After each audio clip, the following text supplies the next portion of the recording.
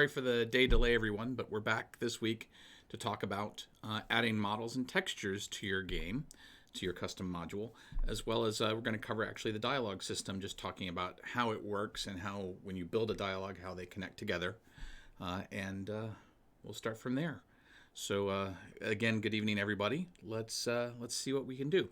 So I've got Starship Horizons up and running here, and I've got a model that I want to add to the game along with textures. So we're going to take a couple of steps here and explain a few things. First of all, let me pull up my file system here. I've got my FBX model, and FBX is the format we use, and I'll just open this with, excuse me, with a 3D viewer here just to bring it up in something.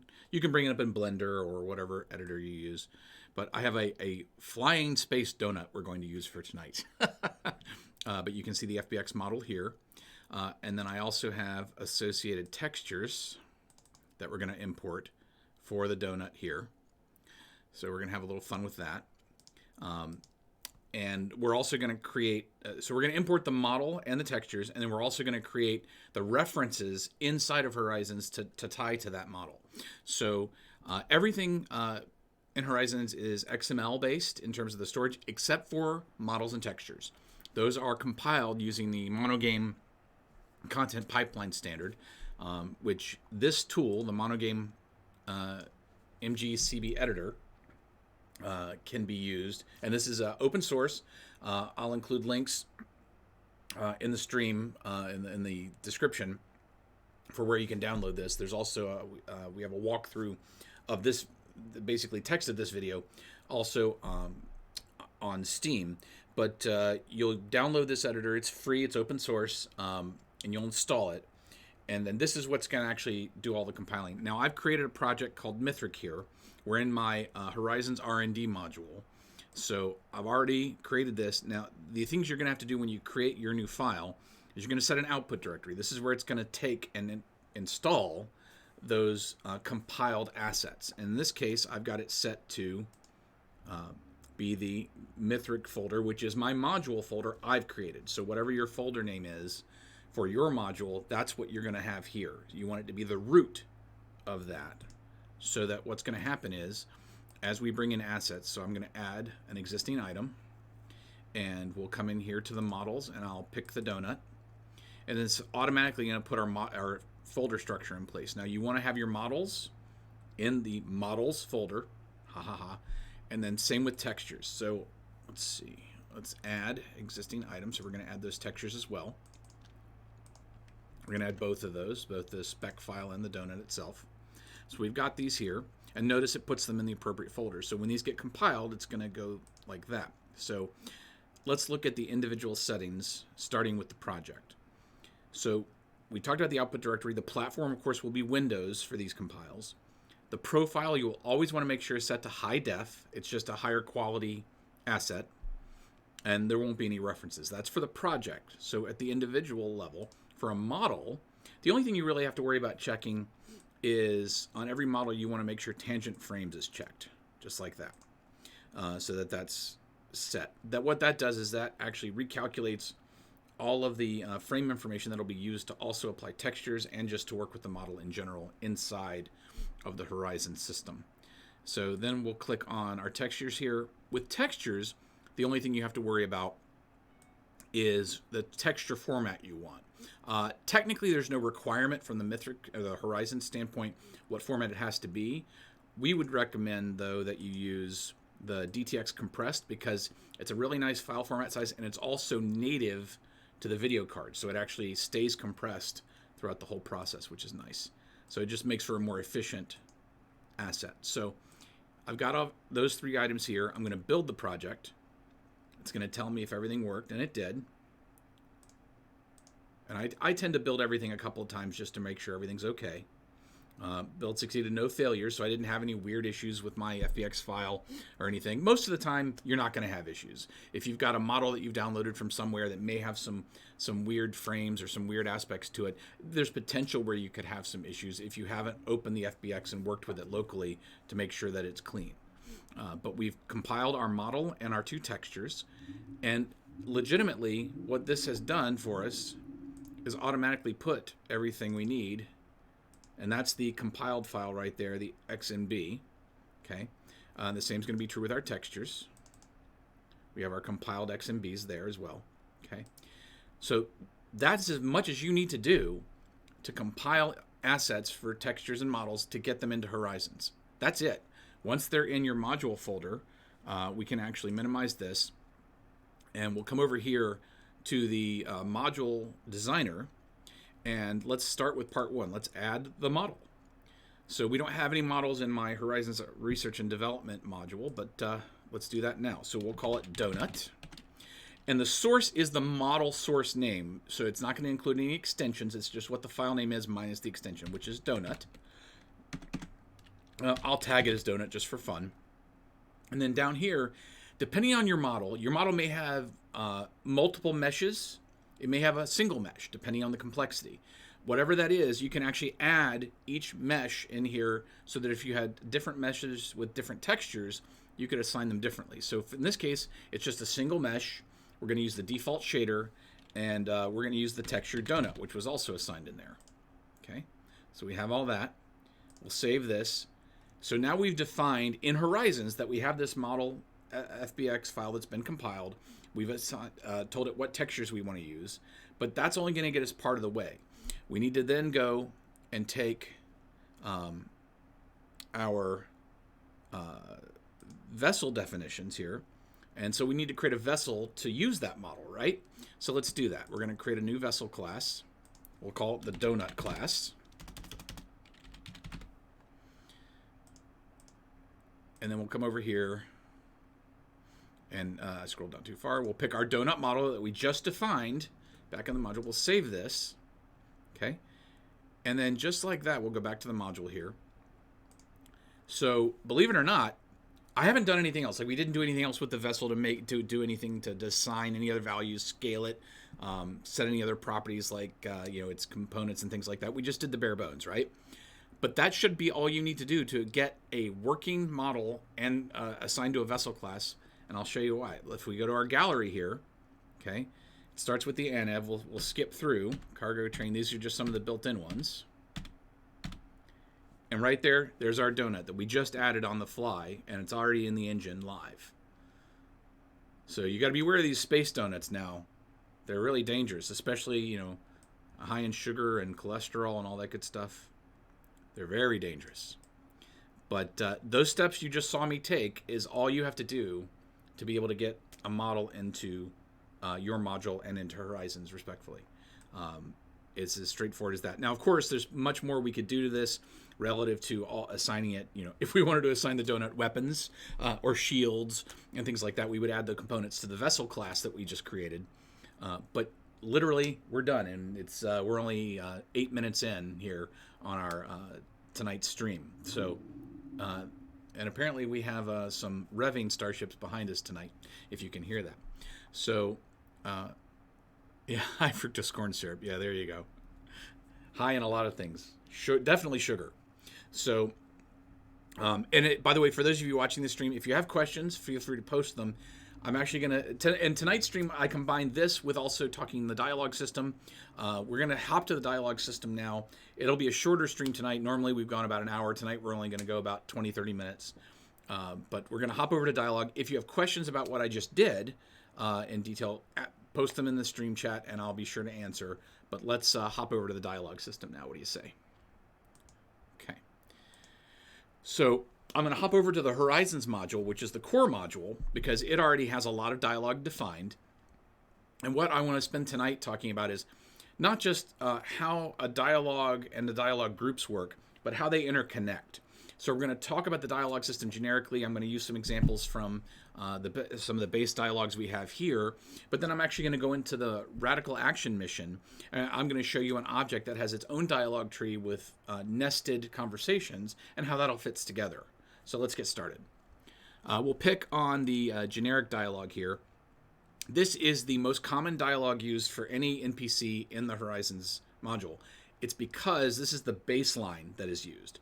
And I'll explain that. Each dialogue you create can inherit content from another dialogue. So in this case, I've got all of these built-in replies and things that if you've played, you'll recognize. including snippets of "we have full power, power is good," etc., things like that, and whatnot. But if I created a second dialogue and said it inherits from generic, it would automatically gain all of these plus anything I added to my new dialogue. That way I don't have to recreate these. I can only change what I need. Let me give you an example. Here we have generic comm station, okay, where it inherits generic, but notice there's far fewer entries here because these are the only ones I'm changing for responses. So in the case of a comm station, which is an automated facility, there's no people on it, automated requests, craft assistance required, and you can use placeholders like name, faction, system, etc. And I will be providing a list of the placeholders you can use, okay? But that's how you actually nest dialogue. So in other words, I don't have to recreate the ones I don't want to bother changing by simply inheriting generic. And you can nest these as deep as you need, which is really neat. But let's go back to to generic for a minute, excuse me, because I want to point out something with how that is not obvious with the dialogue engine, which is main. Main is the core group that is used when you are talking to an NPC. So when you click on an NPC, the communications officer does, and they'll get a list of things like we request permission to depart, what is your cargo manifest, all the things you see here. That list is compiled based on who you're talking to. So you don't get all of the options you see here. You only get the ones that are applicable based on who it is. So it'll know like if you're docked or not docked, if they've surrendered to you or not, if they need to lower or raise their shields, etc. So what Horizons does is it says, okay, they're trying to talk to this object. What possible topics are relevant to them right now? So these are all topics that are what I would call structured. They have a specific purpose, and that's what the type definition is on any particular topic. Okay, open, destination, dock, depart, friendship, location, manifest status, so on and so forth. So basically, what you're saying, whatever text you've entered is cosmetic. What you're really saying is, I'm sending this command to the other NPC to the other NPC ship that I'm talking to. In other words, I want to see your manifest. What's your location? I want to depart. I want to dock. So this is the type of structure you're actually sending them. Open literally means it's just an open message with no explicit command or expectation. You're just sending a message, just an open generic message. Okay. The ID does need to be unique when you create topics within the dialogue group that you're in.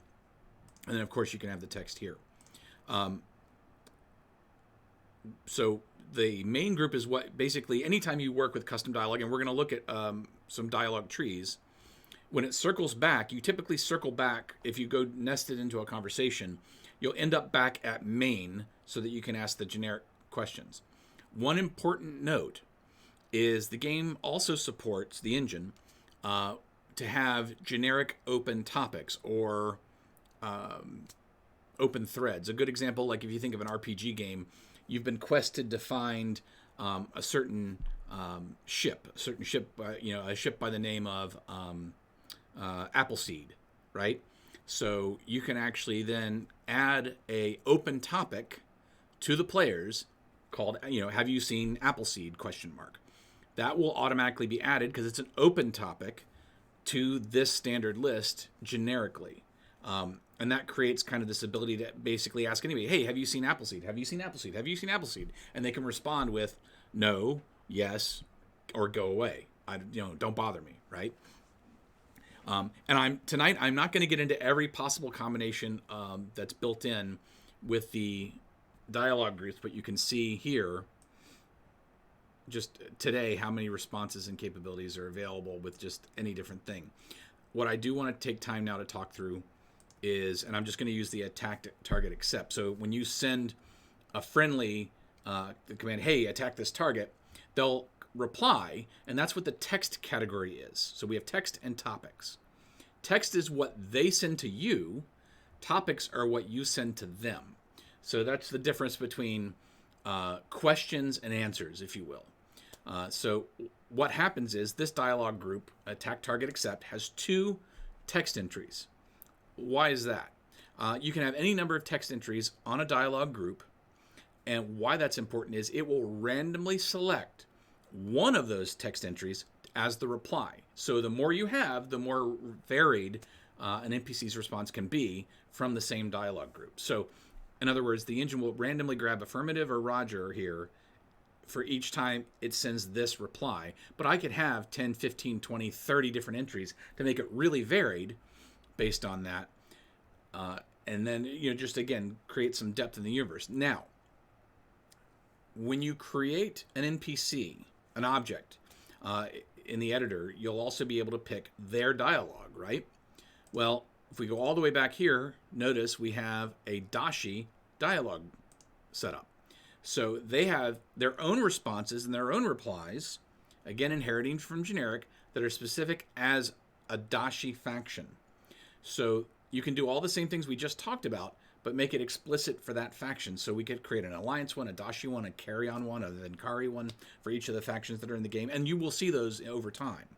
But this allows for you to make more robust interactions, again, at the module scale. So at this point, we're not even talking about individual objects. This is just the dialogues that exist in your universe and in your module that can be used by vessels in your game. Okay?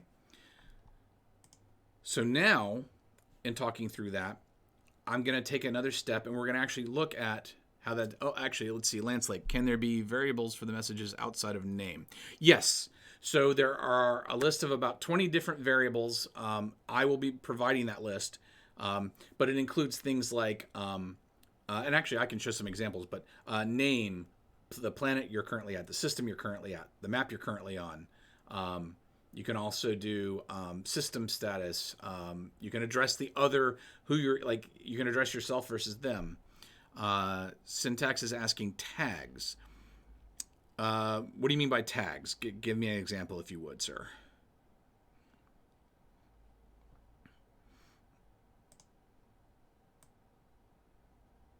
And I'm actually going to pull up an example.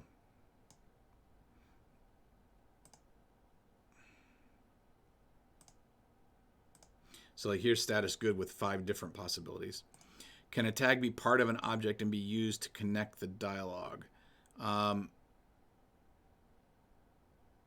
No, because the dialogue is specific to the object. So you're already assigning it at the object level anyway. So you wouldn't use a tag for that at the same time, if you follow me. So when you create the object, you'll just set it to that. And then can a variable be for the message outside of a name? And yes, you can use variables. I apologize, Lance. I didn't understand your question. But yes, you can use variables as tags in here as well. I was trying to find a good example where it builds out one using different responses, but you can see the different variants here. But good questions. But let's actually look, and keep asking, by the way. I'm going to dive into radical action, and we're going to look at an object level dialogue. So I'm going from the module level, we're going to go look at a mission level where you can create dialogue just for a single object to have a specific set of responses and topics, and then how they can link together as it all ties up. So let's actually go look at our missions here, and we're going to pick on radical action. And we're going to go look at our objects. And then we're going to pick on Starbase Alpha here. Now, I am going to sidebar because I want to demonstrate something. We're going to quickly look at our dialogue here. I forget, can you set a button in a mission to play an MP4? Yes, you can. You can play videos as a game master from the system, absolutely. I'm going to hop in here and talk about this object because I want to show you some things. Now, there are 6 different topics I've created on this object. You'll notice there's delivery, sidetracked, etc. We're going to dive into these in just a second, but I'm going to hop out because notice we have delivery and sidetracked. I'm going to go back over to events because I'm going to show you in starting out. So this is when the mission starts. 2 seconds after the mission starts, if I'm docked at space dock, it's going to set up my objectives. It's going to set the mission waypoints, but then it's going to send the topic from Starbase Alpha. That's a tag or a name. Of delivery. So remember, we created that dialogue group called delivery, and we're going to go look at it. Then it waits 2 seconds and sends the dialogue group sidetracked. Those are important, and we'll step through that. So let's go back, and we'll pick on our Starbase Alpha again. And let's go look at these dialogues. So delivery here, this is what the players get when they start the mission. Here you see some of the tags like name. And then it waits 2 seconds. And then it goes to don't get sidetracked this time. Now, once it goes here, okay, so once this group has been initiated, so in other words, when in that event, when I said send the topic sidetracked, which is where we are, okay, it's going to send that text and don't get sidetracked this time. But notice it also has 2 topics. This is important because what you've just done is set the player's viable topics to this dialogue group, okay? So it's going to stay here. So when the player tries to go, when the communications officer specifically tries to ask questions, they're going to get 2 possible options. Roger that, and oh, come on. So if I go Roger that, okay, it'll link to the Roger topic, and it'll just say Roger that. But the link is important, and the links are what's going to tie everything together. So if the player sends this reply, it'll link to Roger. And if I send the aw, come on, it'll link to come on. So those are 2 other topic groups, or dialogue groups specifically, that I've created. So let's go look at those. So we've got the come on. It will reply with, how did you guys ever get a Hyperion class cruiser in the first place, etc., etc. And then please don't test my patience on this. You still owe me for last time. So it'll randomly pick one of those for fun. And if you've played the mission, you've seen it. But notice it won't go anywhere yet. It doesn't link anywhere. So it's going to stay where we were, which is back there on sidetracked, because it hasn't navigated anywhere yet. But if they say Roger, it'll say good luck or farewell, Godspeed, and then it links to main. And here's main again, which I was referring to earlier. It's going to take them back to that core set of topics where they can ask their status, their destination, all those things.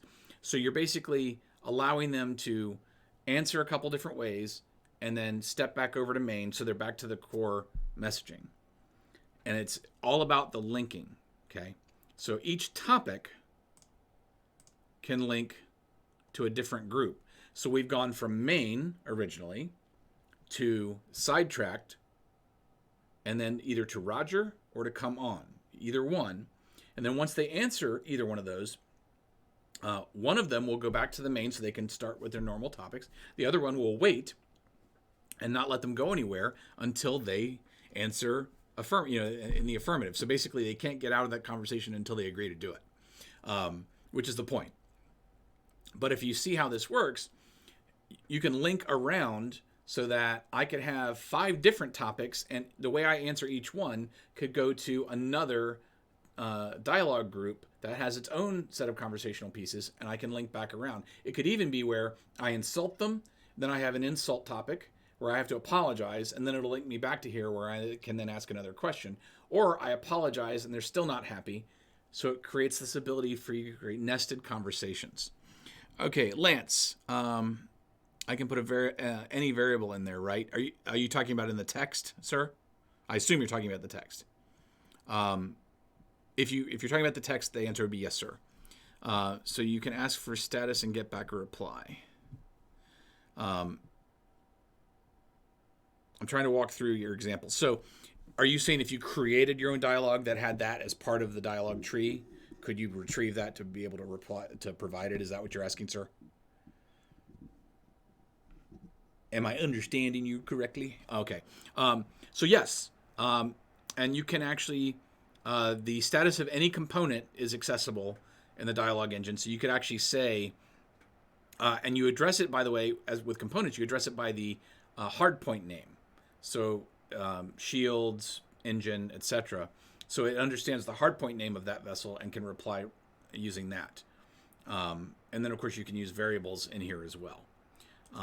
And there is a predefined list of stuff that just works right out of the gate, whether you have variables or not, which I will provide to those, yes, of that vessel, that exact vessel. No, the vessel that you're discussing, to be clear. So it would be either your vessel, meaning the ship you're on, or the vessel you're discussing it with. And that would be based on how you assign it. Because there are different properties like this dot and then them dot, which I know I'm well aware is not listed here. No, not today. You can't do a third-party vessel. You can only link variables, either variables that you've stored, okay, which are the game master or your mission design would have set up, or the properties of either ship that's in the discussion. So, but literally, in terms of the dialogue system with the groups and the text and the topics, that's all there is to it to create a conversation. And again, you could have 30 dialogue groups, and they all have different nested properties based on how they answer a topic. And you can link them to another group to have really detailed conversations. And additionally, when certain topics occur, and this is not obvious here, so I want to be clear, you can also trigger actions. That's something that I'll provide more detail on in the future. But basically, I'll give an example. You go through a dialogue tree, you insult them in a certain way, and as a result, they change their stance on you, which makes them an enemy, not an ally. You could fire an event that changes the properties of that ship to do that. So all of that capability is there. I'll cover that detail because that's an advanced setup in a future video. Let's see. Syntax, or the reverse. Could a station respond a certain way if the ship has a certain cargo? Good question. So here's how that would work. So the question is, how do they respond based on what they have? What you would be doing is creating an event that checks whether they have the cargo or not and setting the dialogue topic, the active dialogue topic of that vessel, if that makes sense. So you're going to predetermine based on that cargo what dialogue group they're on, which one is active. And as a result, they can reply using that. Does that make sense? So that's certainly doable. I have not tried that personally, but you should be able to check using the event system any particular property and then setting the dialogue as a result. Yeah, you got it. By the event setting the variable. Correct, sir. And I love this. We're getting into some, tonight was really about just covering the basics of the dialogue system, but I love some of these questions. They get into some of the really good complexities that coupling the dialogue system with the event architecture and mix and matching them as needed, you can do a lot of cool stuff. So that's really cool. Good thoughts. Really, for tonight, that was the introduction. I really wanted to kind of communicate what the basics of the dialogue system really was and how it works so that people can start creating their own NPC dialogues with an understanding of how everything links together. Based on some of the questions I have tonight, I will definitely plan a follow-up session with more advanced techniques such as the event firing, and we'll even maybe do some stuff with variable or other tags. Can communications pull up web pages like an actual link? Technically, yes. If it's embedded as part of the content of the message, yes. Can dialogues include text from variables? Yes. Yes, RVN. That's what Lance was really asking about was, can you include variables in your message with the brackets? The answer is yes. So you basically put the brackets around it, and then it'll identify that automatically, which is nice. And including the anchor tags. Yeah, you should be able to put formatted content in there. Yes, sir. So if you wanted to open up, yeah, okay, be nice. Evil laugh. So they're like, whoa, but no, behave yourself. But if you created, in fairness though, if you created other screens within Starship Horizons, or we have some advanced bridge builders that have created some of their own screens outside of Horizons that do other things, and you wanted to be able to link a player to that, you certainly could. Aside from the evil laughs, mister. So.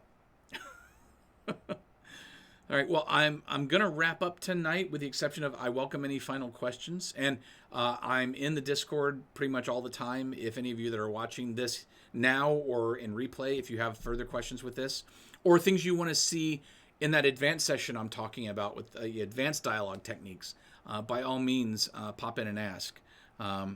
Thinking of a mini boarding party game, actually. So yeah, but that's exactly more what I was referring to. If you had built your own content that you wanted to include as part of a LARP experience or an on-site experience, what have you, yeah, rock on, go for it.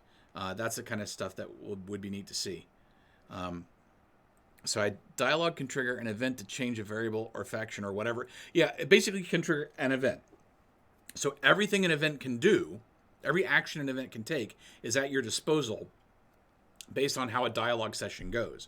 So when they answer a certain topic, you can use that topic to trigger any particular event, which gives you a lot of capability when the event system can change properties of various ships based. You basically are fully wide open. Again, anything you can do with an event, you can trigger. Which can then activate other dialogues. Absolutely correct. And to be fair, let me actually amend a statement I did say, which is because you can use the event system to set active dialogues of ships, you can do that. And because you can do that by tags, if you do that using an event, the question that was earlier is, can you affect, like, it was about really, can you tag other ships? But in theory, the dialogue I have with ship A could affect the dialogues and the active dialogues of ship B, C, D, and E based on their tags if I wanted to. So I could change the dialogue for other ships I might be talking to based on conversations with one ship, if that makes sense.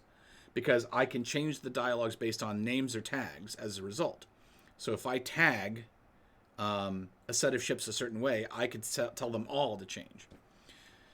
Okay, for a minigame, like Lance is talking about, can the simulation be paused while the minigame gets played out and then unpause when they return to the game? Yes, technically you can pause the simulation. That is part of the event system.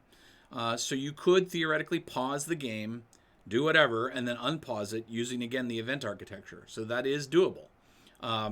You can also, using the API or just direct web calls from a third-party application, like if you did your own minigame, you could call a command over to Horizons to set it to do various things, including triggering events, not just changing the state of paused or unpaused. So you have a lot of capability at your fingertips. And this is the kind of interaction I love. You guys are throwing great questions out there. I love it. Let's see. Anything else, gang? And we could probably talk on this for a while. And relative to the stream, anything for this? And I welcome, again, if you're watching, please hop in the Discord. Would love to hear some either further questions you have on what we've talked about tonight, or, hey, in a future session when you're getting into the detail, talk about X, Y, or Z. That would be awesome. So would love to see it and hear it. I'll wait for any final questions here in the stream chat, and then I'll be in Discord tonight if anybody wants to talk more. Cue the Jeopardy music.